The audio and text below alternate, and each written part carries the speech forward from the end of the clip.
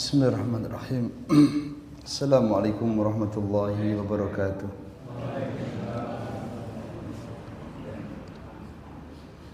Alhamdulillahi wassalatu wassalamu ala rasulillah wa ala alihi wa sahbihi wa mawalah wa la hawla wa la quwata illa billah wa ba'd. Ma'asyiral muslimin wal muslimat rahimani wa rahimakumullah. Kembali kita bersyukur, kembali kita memuji kepada Allah Subhanahu wa ta'ala. Kita memuji kepada Allah sesembahan yang maha sempurna, tidak punya aib, tidak punya kekurangan. Maka segala apa yang Allah takdirkan untuk kita, maka pasti mengandung kebaikan untuk kita. Dan segala larangan yang dilarang kepada kita pasti mengandung bahaya untuk kita. Demikianlah Allah Subhanahu wa ta'ala maha terpuji, karena Allah tidak punya aib. Allah Subhanahu wa ta'ala sesembahan yang maha sempurna. Ma'asyiral muslimin rahimani wa rahimakumullah. Sebelum kita mulai belajar kitab Riyadhus Shalihin, mengingatkan Bapak Ibu, di antara adab seorang hamba yang belajar ilmu agama agar belajarnya diberikan keberkahan, agar belajarnya diberikan kemudahan oleh Allah Subhanahu wa ta'ala, maka hendaknya seorang thalabul ilmi, orang yang belajar ilmu agama, dia berusaha menghiasi dirinya dengan takwa kepada Allah Subhanahu wa ta'ala. Semakin lama belajar, hendaknya dia semakin bertakwa kepada Allah. Siapa yang semakin lama belajar namun tidak semakin bertakwa kepada Allah Subhanahu wa ta'ala, maka itu tanda ilmunya belum memberikan manfaat kepadanya. Jamaah kaum muslimin rahimani wa rahimakumullah, malam hari ini kita akan sama-sama ngaji bab yang baru dalam kitab Riyadhus Shalihin, yaitu bab tidak berlebihan dalam ketaatan. Judul atau tema kajian malam hari ini adalah bab tidak berlebihan dalam ketaatan. Jamaah kaum muslimin, berlebihan dalam hal apapun itu tidak baik. Ya, berlebihan dalam hal apapun itu tidak apa? Tidak baik. Makan berlebihan baik napa mboten? Tidak baik. Golek duit berlebihan bagus napa mboten? Ndak. Oh bagus, Pak. Ora terima. Kita maklumi Bapak Ibu, kita sepakati sesuatu itu apapun selama itu berlebihan enggak bagus. Ya. Makan sate kambing berlebihan bagus tidak? Menyebabkan opnam. Bapak Ibu, demikian pula dalam taatan, dalam beribadah, dalam berbuat kebaikan, itu pun enggak bagus kalau dikerjakan dengan berlebihan. Tapi hendaknya dikerjakan dengan pertengahan. Taib. Rambu-rambu dalam beribadah Bapak Ibu, yang pertama jangan berlebihan. Rambu-rambu dalam beribadah, dalam mengerjakan ketaatan, yang pertama jangan berlebihan. Kenapa? Karena berlebihan itu akan menyebabkan mudah lelah. Kalau sudah lelah akan menimbulkan rasa bosan. Kalau sudah bosan akan menyebabkan dia berhenti. Kalau sudah berhenti, maka berarti dia tidak akan sampai pada tujuan. Makanya Islam itu melarang seorang muslim, seorang muslimah sholat semalam suntuk. Tidak pakai apa? Tidur. Dilarang Bapak Ibu. Kenapa? Itu namanya takalluf. Itu namanya berlebihan. Taib. Lawannya berlebihan adalah jangan malas. Ketika beribadah jangan apa? Malas. Kenapa? Sebab kemalasan itu menyebabkan tidak ada langkah. Malas itu menyebabkan tidak ada apa? Langkah. Kalau seorang hamba tidak ada langkah, berarti hanya di tempat saja. Kalau dia di tempat saja, maka ending ini apa? Ujungnya juga sama-sama tidak sampai. Berlebihan menyebabkan tidak sampai pada tujuan, malas pun menyebabkan tidak sampai pada tujuan. Maka yang paling bagus adalah pertengahan, sedengan. Tapi jemaah kaum muslimin, ini sebagai bentuk muqaddimah yang pertama. Muqaddimah yang kedua, Allah Subhanahu wa taala melarang sifat berlebihan.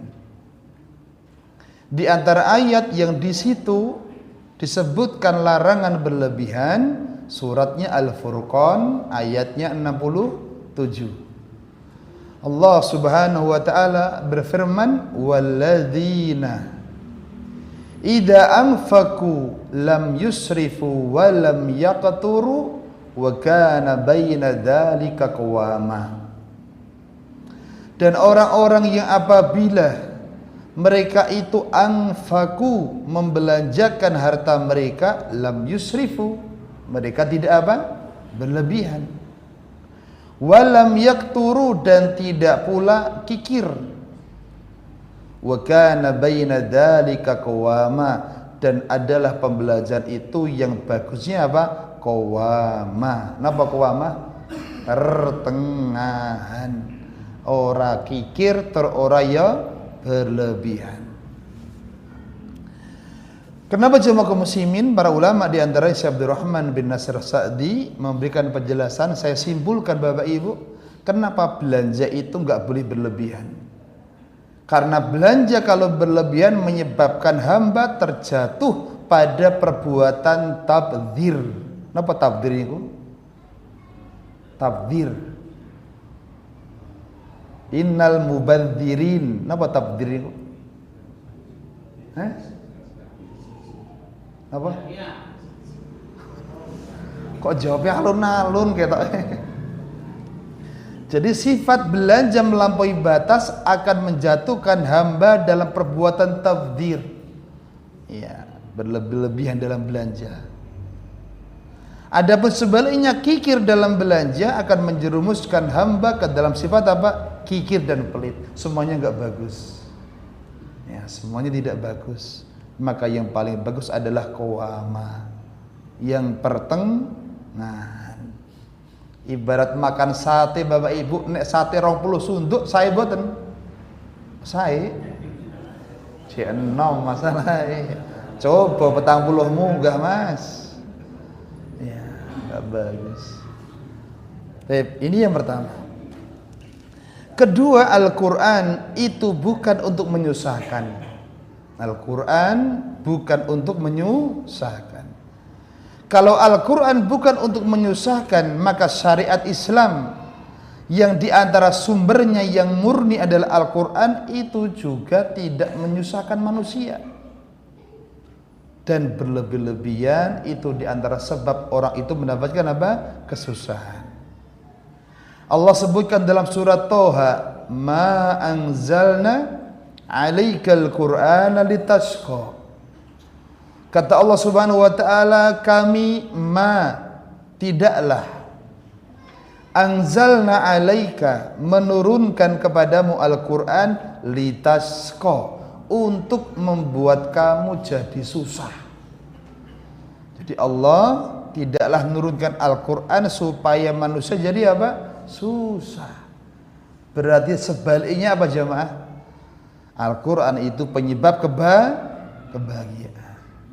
Lah kira-kira Bapak Ibu saat ini bahagia atau belum? Kok diem? Kalau Bapak Ibu saat ini belum bahagia, bisa jadi karena kita belum mendekat kepada Al-Quran. Allah sudah memberikan jaminan, dan jaminan Allah itu berapa persen? 100%. Bahwa Al-Quran diturunkan untuk bukan menyusahkan manusia, tapi untuk membahagiakan. Maka Bapak Ibu, siapapun yang dia mendekat kepada Al-Quran, maka hidupnya pasti mendapatkan kebahagiaan. Syekh Abdurrahman bin Nasir Sa'di dalam kitab tafsirnya belum menjelaskan ayat ini Bapak Ibu. Maksudnya bukanlah tujuan adanya wahyu diturunkannya Al-Quran kepadamu serta penetapan syariat. Tujuannya itu bukan agar engkau menjadi susah karenanya, akan tetapi merupakan wahyu dari Al-Quran serta syariat yang disyariatkan oleh Zat Ar-Rahim. Nama Ar-Rahim yang maha pengasih, Ar-Rahman yang maha penyayang. Dan Al-Quran itu dijadikan sebagai jembatan pengantar menuju seorang hamba, untuk seorang hamba menuju kepada kebahagiaan, kesuksesan dan juga kemenangan. Bapak Ibu, Syekh Abdul Rahman bin Nasir As-Sa'di menyebutkan Al-Quran itu wasilah. Al-Quran itu merupakan jembatan untuk 3 perkara. 1, kebahagiaan. Siapa yang dia mau mengamalkan Al-Quran, hidupnya pasti bahagia. Yang kedua, kesuksesan. Maka siapa yang dia mendekat kepada Al-Quran, mau belajar, mengamalkannya, dia pasti sukses. Yang kedua, kemenangan. Ini merupakan janji dari Allah Subhanahu wa ta'ala, dan Allah tidak akan mungkin mengingkari apa? Janjinya. Jemaah kaum muslimin, ini beberapa mukadimah. Ya, kenapa seorang muslim, seorang muslimah tidak boleh berlebihan dalam apa? Ketaatan. Baik. Kita akan masuk pada hadis yang pertama. Dan mohon maaf Bapak Ibu, kita nggak tuliskan terjemahnya ya karena panjang ya. Hadis riwayat Imam Bukhari dari Anas radhiyallahu anhu. Anas bin Malik adalah khadim, pembantu. Walaupun pembantu Bapak Ibu, Anas bin Malik seorang hamba yang mulia. Kenapa? Karena beliau pembantu terhadap orang yang mulia. Faedahnya apa jamaah kaum muslimin? Siapapun yang mendekat kepada orang yang mulia, maka dia pun akan mulia. Tapi siapa yang mendekat kepada orang yang hina, maka dia pun akan ikut apa? Hina. Yuk Bapak Ibu bersyukurlah. Siapa yang saat ini jenengan diberikan Allah kemudahan dekat sama teman-teman yang baik, dekat sama teman-teman yang solih, maka insya Allah dekatnya kita dengan ahli ibadah, orang yang senang berbuat kebaikan, itu tidak ada ruginya, baik di dunia bahkan sampai besok yaumul qiyamah. Qala, beliau berkata, jaa thalathatu rahtin, telah datang 3 orang ila buyuti azwajin Nabi sallallahu alaihi wasallam. 3 orang itu datang kepada buyut, kepada rumah azwaj, istrinya Nabi sallallahu alaihi wasallam. Yas'aluna an ibadatin Nabi sallallahu alaihi wasallam. 3 orang itu yas'alun, bertanya tentang ibadahnya Nabi sallallahu alaihi wasallam. Falamma ukhbiru, tatkala dikabarkan kepada 3 orang tadi, ka'annahum, sepertinya 3 orang tadi taqalluha. Napa taqallu? Merasa kecil ibadahnya. Nabi saja yang sudah dijamin masuk surga begitu hebat ibadahnya. Bahkan 1 malam itu bisa sholat 1 rakaat berapa surat? Nabi itu pernah sholat malam Bapak Ibu 1 rakaat baca berapa surat? Nek kita berapa ayat ya? Nek Nabi berapa surat? Berapa surat? 3. 1 Al-Baqarah. Berapa ayat? Rampung. Yang kedua? Bukan An-Nisa dulu Pak. An-Nisa berapa ayat? Rampung. Yang ketiga? Balik Ali Imran berapa ayat? Rampung. Berapa jam? Pernah kita mengikuti sholat gerhana matahari itu Al-Baqarah awal sampai akhir rampung Pak, itu 2 jam. Pripun Pak? Belum Pak, sebentar Pak. Ya. Jadi ada makna berlebihan itu apa, ada penjelasannya nanti. Ya. Kalau ini yang mengerjakan Nabi SAW tentunya bukan apa? Berlebihan. Ya. Bukan berlebihan. Tadi kalau tadi ada seorang muslim yang dia sholat dari awal ba'da isya sampai subuh gak tidur, itu namanya berlebihan. Akan ada contohnya insyaallah ta'ala. Taib. Jazakumullahu khairan. Jamaah kaum muslimin, kemudian waqalu, karena tiga para sahabat merasa kecil amalannya, Nabi yang sudah dijamin masuk surga saja ibadah seperti itu, saking lamanya sholatnya Nabi sampai kakinya apa? Bengkak. Qalu, mereka mengatakan, aina nahnu minan Nabi, kita ini enggak ada apa-apanya dibandingkan dengan apa? Nabi. Wa qad ghufira lahu, beliau telah diampuni dosanya, ma taqaddam, apa yang sudah lalu, wa ma ta'akhkhara, dan apa yang akan datang. Bapak Ibu, ketika para sahabat merasa kecil ibadahnya dibanding Nabi SAW, qala ahaduhum, berkata salah satu di antara mereka, amma ana, adapun saya, fa usolli laila abada, akan sholat malam apa? Selamanya, dan tidak apa? Tidur. Wa qala al-akhar, orang kedua berkata, wa ana asumu dahra abada wa la uftir, aku akan puasa terus dan tidak akan apa? Berbuka. Wa qala akhar, berkata orang yang berketiga, wa anna a'tazilu nisa, dan aku akan meninggalkan apa? Wanita, alias tidak menikah. Fal atazwadu abada, aku tidak nikah selama-lamanya. Ada berapa orang Bapak Ibu tadi? Yang pertama adalah siapa? Yang sholat tidak apa? Tidur. Yang kedua, puasa tidak berbuka. Yang ketiga, bujang, tidak menikahi wanita. Taib. Jamaah kaum muslimin, kemudian faja'a Rasulullah SAW ilaihim, Nabi pun datang kepada mereka. Faqala, Nabi berkata, antum, kalian, alladzina qultum kada wa kada, yang mengatakan ini dan itu.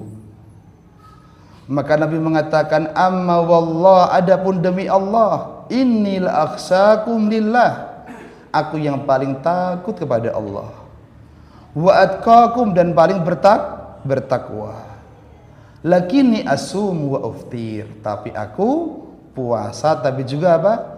Berbuka. Wa usolli, aku solat, tapi wa arkudu, aku juga apa? Tidur. Wa atazawwajun nisa, dan aku juga nikahi para wanita. Faman raghiba an sunnati falaysa minni, siapa yang benci terhadap sunnahku, maka dia bukan apa? Golonganku. Tapi jamaah kaum muslimin, hadis ini disebutkan Imam Nawawi dalam bab berlebihan dalam apa? Ketaatan. Dan disebutkan hadis ini satu pelajaran Bapak Ibu, tiga orang tadi mereka beribadah dengan ibadah-ibadah yang agung, tapi karena ibadahnya tidak sesuai dengan sunnah Nabi SAW, itulah yang disebut ibadah yang melampaui apa? Batas. Sunnah Nabi itu sholat malam tapi juga apa? Tidur. Walaupun bacanya 3 surat atau 3 juz, selama dia ada waktu tidur, maka bukan disebut orang yang gulu, orang yang berlebihan. Ada jedanya. Yang kedua, orang yang berpuasa terus, tidak berbuka. Dan yang ketiga, orang yang membujang dan tidak apa? Menikah. Tapi jamaah kaum muslimin, ini hadis yang pertama dibaca. Kita masuk pada faedah-faedah hadis. Faedah hadis yang pertama, ibadah Bapak Ibu sedikit, ibadah yang sedikit, namun sesuai dengan sunnah, itu lebih baik. Ya, ibadah walaupun sedikit, tapi sesuai dengan sunnah Nabi itu lebih baik daripada ibadah banyak tetapi tidak sesuai dengan sunnah Nabi. Sepakat Bapak Ibu? Kenapa jamaah kaum muslimin? Yang sedikit tapi sesuai dengan sunnah itu lebih baik daripada yang banyak namun tidak sesuai dengan apa? Sunnah. Jawabannya adalah karena ibadah sedikit, walaupun sedikit, karena itu sesuai dengan sunnah Bapak Ibu, maka itulah yang akan memberikan manfaat. Itulah yang akan memberikan apa? Manfaat. Ibadah banyak, walaupun banyak, selama itu tidak sesuai dengan sunnah Nabi SAW, maka tidak akan memberikan apa? Manfaat. Dan Nabi menyebutkan 3 orang tadi. Poso. Namanya puasa itu ibadah yang sangat agung. Bahkan Nabi mengatakan as-saumu junnatun. Puasa merupakan benteng dari api neraka. Tapi kalau mengerjakannya puasa itu tidak sesuai dengan sunnah Nabi SAW, itulah yang disebut dengan ibadah yang berlebihan. Dan itu tidak akan pernah memberikan apa? Manfaat. Maka jamaah kaum muslimin, seorang beramal itu jangan sebatas melihat apanya? Banyaknya. Tapi lihatlah amal itu apakah sesuai dengan sunnah Nabi sallallahu alaihi wasallam atau tidaknya. Jamaah kaum muslimin hormati, maka para ulama zaman dahulu mereka memberikan rambu-rambu agar amal kita ini betul-betul sesuai dengan sunnah Nabi sallallahu alaihi wasallam. Sebelum beramal kita hadapkan kepada diri kita pertanyaan kaifa. Pertanyaan apa? Kaifa. Kaifa itu bahasa Arab artinya apa? Bagaimana. Pas kita ruku kita tanyakan kaifa. Bagaimana kita ruku? Apakah ruku kita sudah sesuai dengan ruku Nabi Shallallahu Alaihi Wasallam? Walaupun kita sholatnya lama, ya mungkin sholat malamnya 11 rakaat, tapi kalau rukuk kita, sujud kita tidak sesuai dengan sunnah Nabi SAW, maka itu tidak akan memberikan apa? Manfaat.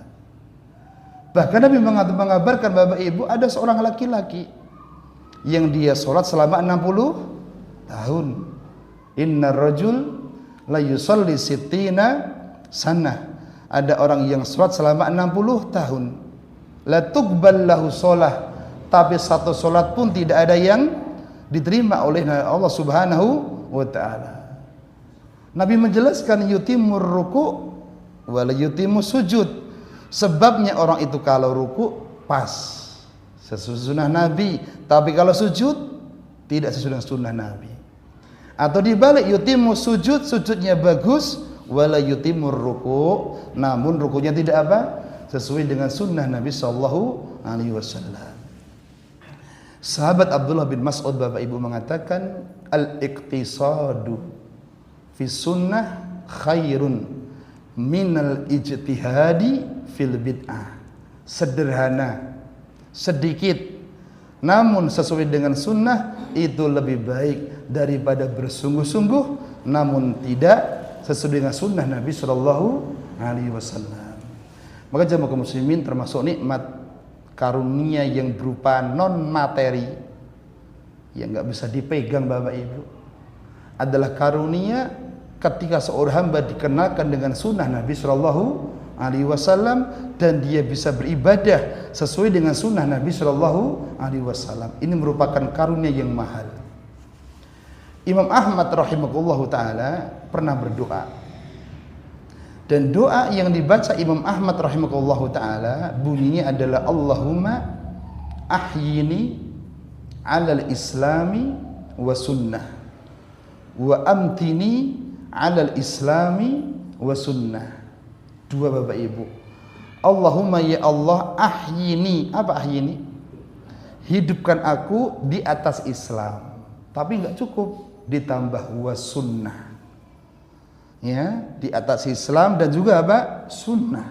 Artinya kita hidup di dunia ini betul-betul di atas Islam dan Islam kita di atas sunnah Nabi Shallallahu Alaihi Wasallam.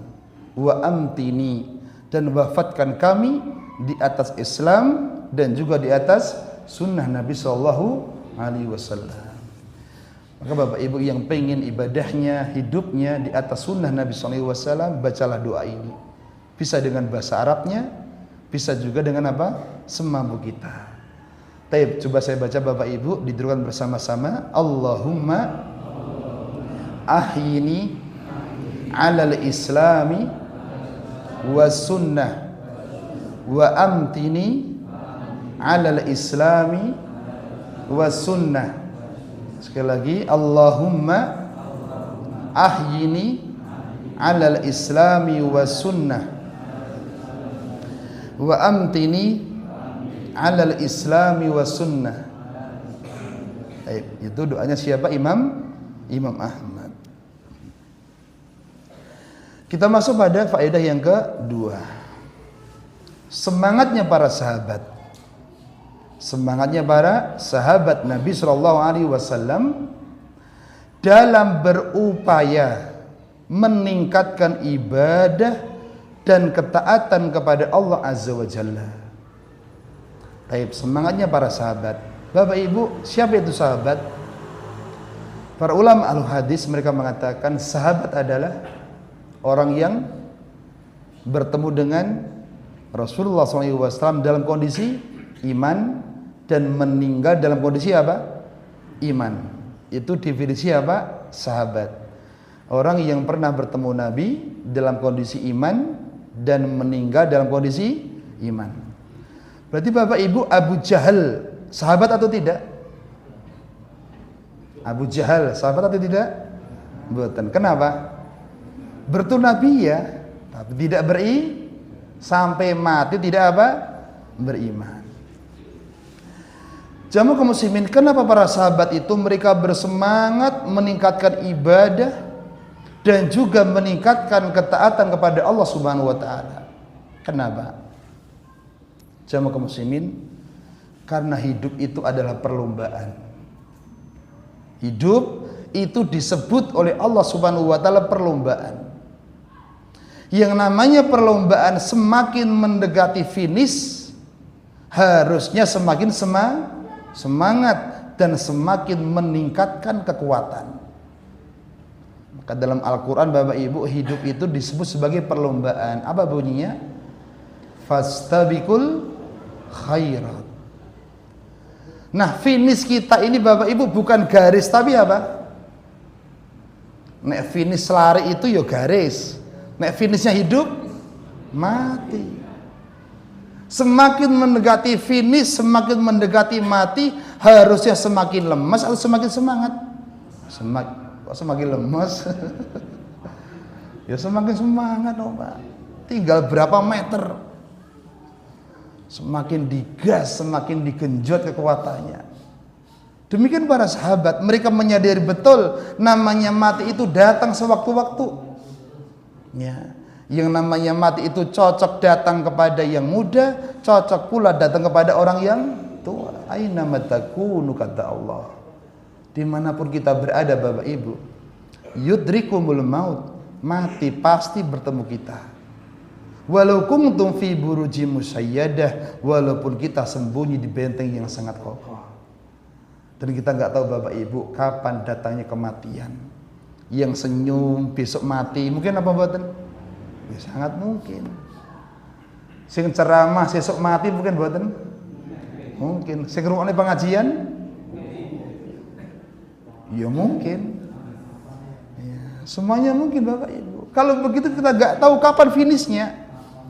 Bisa jadi finish itu datangnya cepat, bisa jadi datangnya lama. Ayo kita maksimalkan. Lihat para sahabat Bapak Ibu, manusia terbaik, teladan untuk kita semuanya. Ketika dikabarkan bagaimana hebatnya ibadah Nabi SAW, mereka itu menganggap kecil. Akhirnya apa? Itu mendorong mereka semangat beramal. Sampai-sampai mereka punya azam akan poso terus, ora bakal buka. Salat wengi terus, ora bakal apa? Tidur, dalam rangka menyamai Nabi Sallallahu Alaihi Wasallam. Lah wong Nabi saja yang sudah dijamin diampuni dosanya, begitu sholatnya sampai kakinya apa? Bengkak. Kita ini nggak ada jaminan kok. Ya. Bapak Ibu nate sholat ngantek sikile meletek? Nate meletek saat durungnya sholat apa pas sholat? kaki bengkak itu karena saking lamanya Bapak Ibu. Kapan-kapan dicoba-coba nggih. Salat malam diwaca 3 surat ya. Tapi boten Anas Al-Falaq Al-Ikhlas ya. Jamaah kaum muslimin yang berhormati, ini sebagai bentuk apa? Motivasi. Fastabiqul apa? Khaira. Hadirin yang berhormati, agar tumbuh semangat terus beramal, agar tumbuh semangat terus beribadah kepada Allah Subhanahu wa taala, milikilah sifat senang berlomba. Milikilah sifat senang berlomba dalam kebaikan.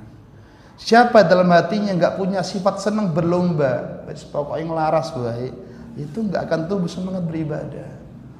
Tapi kalau hatinya punya senang sifat berlomba-lomba dalam kebaikan, maka insya Allah itulah pendorong jiwa kita untuk selalu apa? Bersemangat dalam beribadah kepada Allah Subhanahu wa taala. Taib, selesai. Kita masuk pada faedah yang ketiga. Hal-hal perkara-perkara yang sifatnya mubah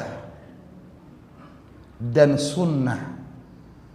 Faedah yang ketiga disebutkan para ulama, hal-hal atau amalan-amalan yang sifatnya mubah. Mubah niku napa? Ya dikerjakan nggak dapat pahala, ditinggalkan nggak dapat dosa, bebas.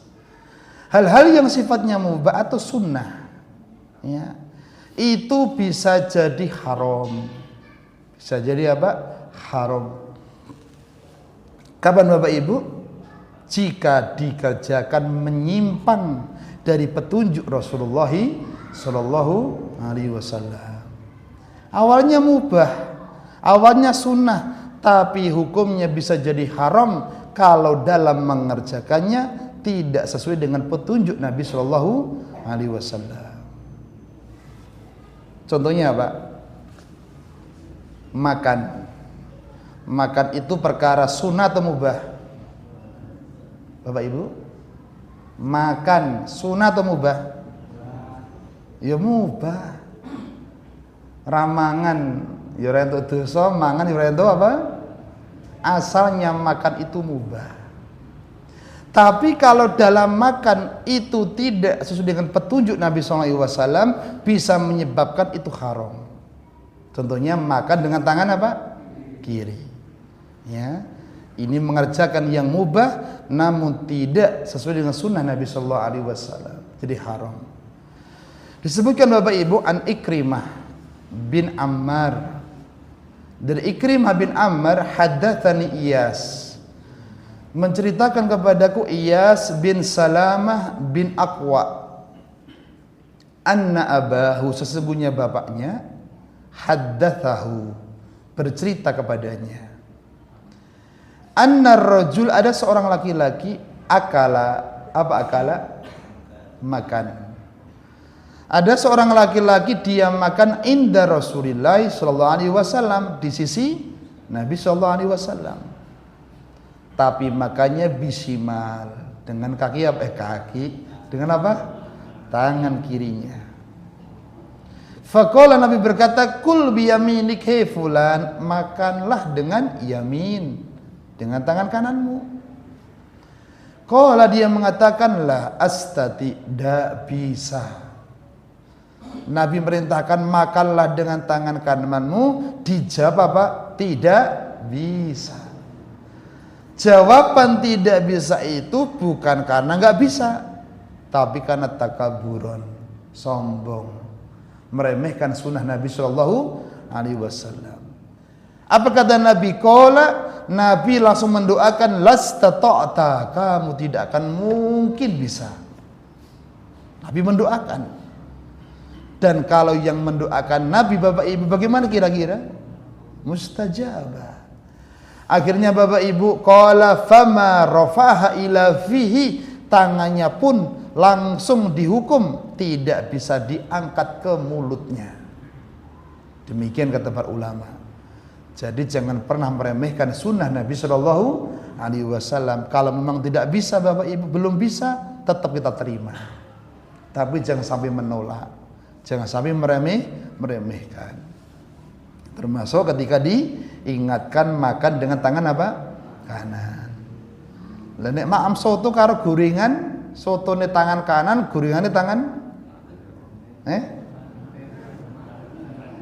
kula teko kok. Ya kanan, gantian berarti Bapak Ibu. Wah, ketoke ra asik kok ya. Asik kuwi ya soto tangan kanan, gorengane tangan apa? Kiri. Ya, Bapak Ibu, betul, makan itu perkara yang mubah. Tapi kalau sampai menerjang sunnah Nabi SAW, hukumnya diharam. Apalagi contohnya? Contoh yang mubah kalau menerjang sunnah Nabi jadi haram. Olahraga, apa contohnya olahraga? Sepak bola misalkan, atau badminton atau apa. Sekarang goes. Goes olahraga itu mubah atau sunnah? Mubah. Tapi kalau menerjang sunnah Nabi jadi apa? Haram. Goes, badminton tapi nerjang waktu apa? Waktu sholat. Ya, betapa banyak orang-orang yang cinta olahraga sampai menerjang waktu-waktu sholat. Waliyadzubillah. Tapi jamaah kaum muslimin, contoh lagi perkara sunnah. Ya, perkara sunnah. Tapi tidak apa? Dikerjakan dengan sunnah Nabi SAW. Contohnya orang yang sholat malam tapi tidak apa? Tidak tidur. Ini juga apa? Jadi haram. Loh kan sholat. Ya, dia memang sholat Bapak Ibu, tapi berdosa. Kenapa berdosa? Karena sholatnya tidak sesuai dengan apa? Sunnah Nabi Shallallahu Alaihi Wasallam. Baik, sudah dan Bapak Ibu. Tapi saya kira cukup untuk pertemuan malam hari ini. Insyaallah Taala kita sambung di pertemuan-pertemuan akan datang. Ala kulli hal, intinya adalah beribadahlah. Tapi jangan sampai beribadah keluar daripada sunnah Nabi SAW.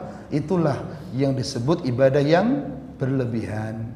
Selama itu sesuai dengan sunnah Nabi SAW, itulah kita harapkan pahalanya dari Allah Subhanahu wa Ta'ala.